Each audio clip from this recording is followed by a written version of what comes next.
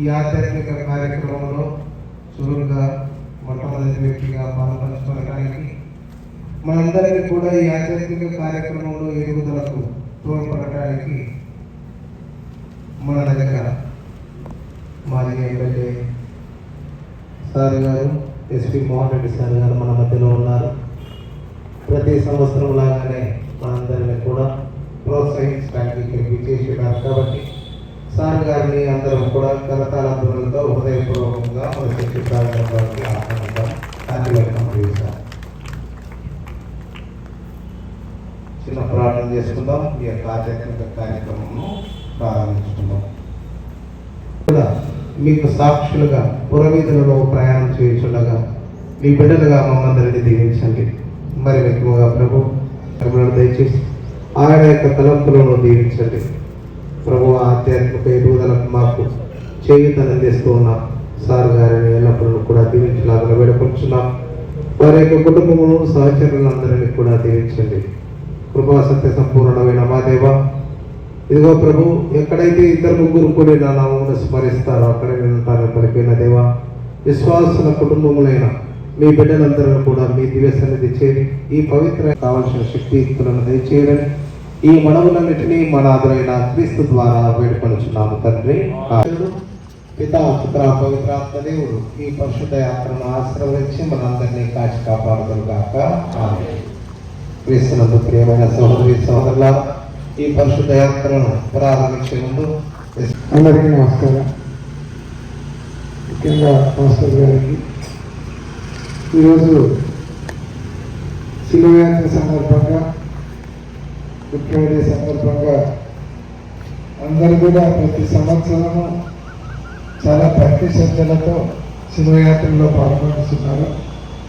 నాకు తెలిసి కర్నూలులో జరిగినట్టు శిలువ యాత్ర ఇంత బ్రహ్మాండంగా అక్కడికి చేరేసరికి దాదాపుగా 8-10 మంది గుడి ప్రభు శివయాత్రలో పాల్గొని ప్రభు కృపకు పాత్రలు అవుతున్నటువంటి కర్నూలు పట్టణంలో ఎక్కడా జరగదు. ఇంత గొప్పగానే నేను మనస్ఫూర్తిగా నమ్ముతా ఉన్నాను. కాబట్టి ఈ శివయాత్రలో పాల్గొన్నటువంటి ప్రతి ఒక్కరికి కూడా మధ్యలో ఎటువంటి అనారోగ్యము ఆటంకాలు లేకుండా ప్రభు అందరికీ ఆశీర్వదించాలని, అందరికీ ఆరోగ్య ఐశ్వర్యాలు ప్రసాదించాలని ప్రభువును ప్రార్థిస్తూ ఉన్నాము. మనకందరికీ తెలుసు, ప్రభువు మన కోసము మనల్ని రక్షించడానికి శిలువెక్కినారని మనకు బైబిల్లో కూడా చెప్పబడుతుంది. ఏప్రిల్ 2-9 చెప్పినట్టు దేవుని కృప వలన ప్రతి మనిషిని కొరకు మరణం అనుభవించినట్లు దూతల కంటే తక్కువగా చేయబడిన వాడుగా యేసు మరణం పొందినందున మహిమాన్వితమైనటువంటి కిరీటము ధరించిన వాడిగా మనం చూస్తున్నాము. అంటే ప్రభువు శిలువకి చనిపోయింది, ఆయన బాధను అనుభవించింది మన కోసము, మనల్ని రక్షించడానికి కోసము, మన పాపములను ప్రక్షాళన చేయడం కోసమే ప్రభువు శిలువెక్కినాడని చెప్పబడుతుంది. మళ్ళీ ఆదివారం ఈస్టర్ పండుగ రోజున ప్రభువు తిరిగి మళ్ళీ ఆయన శరీరంలోకి ప్రవేశించి మనలందరినీ రక్షించడానికి ప్రభువు మళ్ళీ ఆదివారం రాబోతున్నాడని, ఆయనను రాకను ఆహ్వానిస్తూ మనం శిలువయాత్ర చేస్తున్నాం. కాబట్టి ఈ శిలువయాత్రలో పాల్గొన్నటువంటి ప్రతి ఒక్కరు కూడా ప్రభువు ఆరోగ్య ఐశ్వర్యాన్ని ప్రసాదించాలని ప్రభువును ప్రార్థిస్తూ సెలవు. ఆమేన్.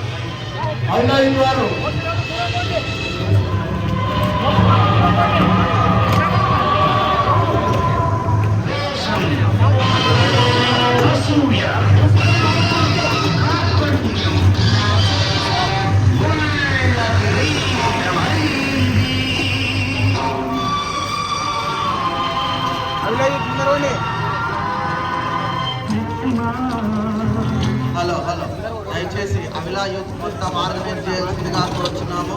అందరినీ లైన్లో నిలబెట్టండి. మీరు వెనకలు పోవడం కాదు. Abhila youth secretary Cyril, vice president, మీరు టీ షర్ట్ ఆర్గనైజ్ చేయడానికి మీకు ఇచ్చిన T shirt. Abhila youth president.